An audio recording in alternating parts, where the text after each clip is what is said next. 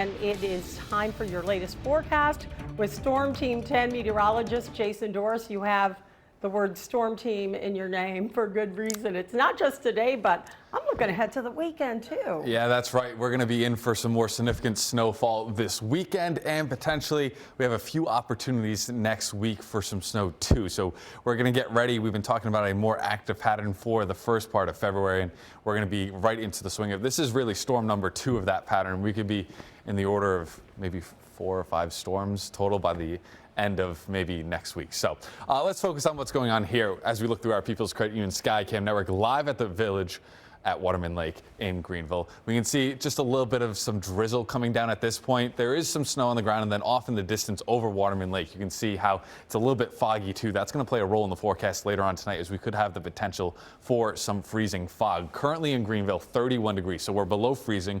So the drizzle that's coming down as it's making impact with the surface could start to freeze. So untreated surfaces could become slick. So if you're letting the dog out later on this afternoon on the back deck or maybe the front sidewalk there, just be very careful. It could become a little bit slick.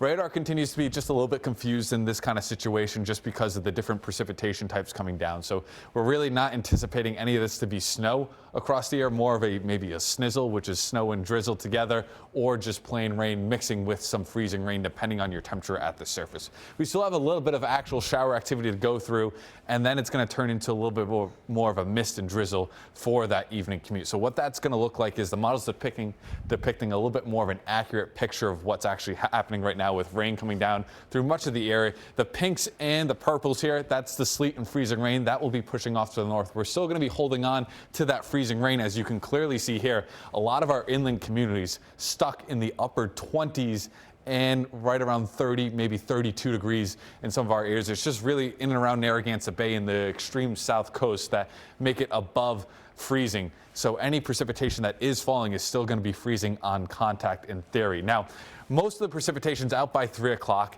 and then we're going to have this fog in place as we go through tonight because of the winds picking up on the backside of this out of the southwest, flooding the region with more moisture in the low levels of the atmosphere. So temperatures in the 20s, that means it'll be kind of a freezing mist and fog. So as you're still driving through it, or maybe even just having a little bit of that fog settle down onto some of the surfaces in the backyard, that could be creating that potential for ice. Now, temperatures as we get towards 8 o'clock will start to actually warm because of that southwest wind. So we'll start to see some warmer conditions during the overnight time frame, and that will lead into kind of a mild start initially on Friday.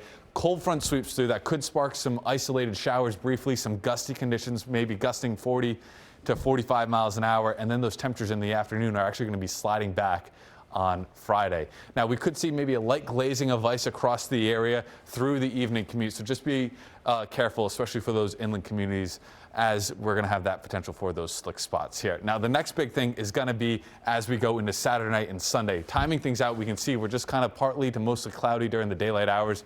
No issues there. No issues for any dinner plans you might have through about 9 o'clock or so. After that point, that's when the snow arrives, quickly becoming heavy after midnight, some of the heaviest arriving and pushing through before sunrise on Sunday, and then we're still going to be lingering with that snow as we go through the first part of the day. Now, our early look at this is the probability of 6 inches or more across the area. It's about a 40 to 60% chance for much of Rhode Island and Bristol County, Massachusetts. A little bit higher of a 60+% chance of 6 inches or more across Massachusetts as you make your way up towards Boston. So that's kind of what we're looking at for this weekend. We already have the weather alert icon on for Sunday because we'll be waking up to that winter wonderland most likely. Ooh. And then some more weather Tuesday night into Wednesday. Could be looking at some more snow, and then Thursday could be looking at another system. So very active pattern, and we'll have. Super Bowl is Sunday though, and it's gonna. It's okay. It gives us an excuse to just be a couch potato all day. Okay, not go to anybody's house. Thank you, Jason.